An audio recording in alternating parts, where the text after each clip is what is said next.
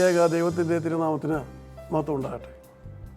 കർത്താവിൽ പ്രിയ സഹോദരങ്ങളെ, Bible crown പ്രതിദിന പ്രശ്നോത്തരിയിലേക്ക് നിങ്ങളെല്ലാവരെയും കർത്തൃനാമത്തിൽ സ്വാഗതം ചെയ്യുന്നു. ഇന്നലത്തെ ചോദ്യത്തിൻ്റെ ഉത്തരം നൽകുന്നതിന് മുൻപ് ഒന്ന് രണ്ട് കാര്യങ്ങൾ നിങ്ങളെ അറിയിക്കുവാൻ ആഗ്രഹിക്കുന്നു. നിങ്ങളുടെ എല്ലാവരുടെയും സഹകരണത്തിന് ഞങ്ങൾ നന്ദിയുള്ളവരാണ്. അനേക സഹോദരങ്ങൾ ഇതിൽ പങ്കെടുക്കുന്നു എന്നത് വളരെ അനുഗ്രഹപ്രദമായ കാര്യമാണ്. ദൈവവചനത്തിലേക്ക് നിങ്ങളുടെ ശ്രദ്ധ ഒരു നിമിഷം ആകർഷിക്കുവാൻ തക്കവണ്ണമാണ് ഇപ്രകാരം ഒരു പ്രോഗ്രാം ഞങ്ങൾ സംവിധാനം ചെയ്തത്.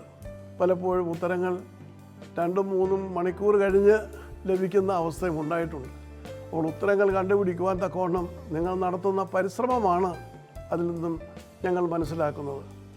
ദൈവവചനം മനനം ചെയ്യുവാനും അതിൽ കൂടുതലായി അർത്ഥങ്ങളും മർമ്മങ്ങളും പരതി മനസ്സിലാക്കുവാനും തക്കവണ്ണം നമുക്ക് ലഭിക്കുന്ന അവസരം വളരെ വിലപ്പെട്ടതാണ്.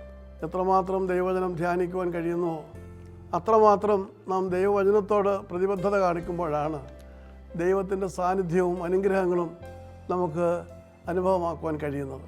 യാമുഖത്തോടെ ഇന്നലത്തെ ചോദ്യത്തിലേക്ക് കടക്കുകയാണ്.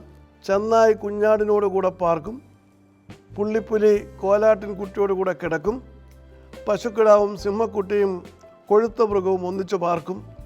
ഇവയെ നയിക്കുന്നത് ആരാണ്? ഉത്തരം, ഒരു ചെറിയ കുട്ടി. യെശയ്യാ പ്രവചനം 11-ാം അധ്യായം 6-ാം വാക്യം.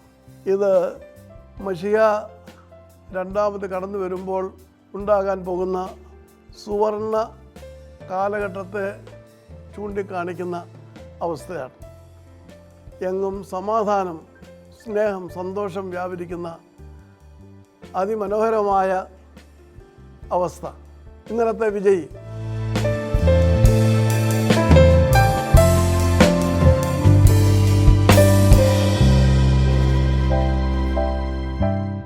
ഇന്നത്തെ ചോദ്യം, യോസഫ് യാക്കോബിൻ്റെ എത്രാമത്തെ പുത്രനായിരുന്നു?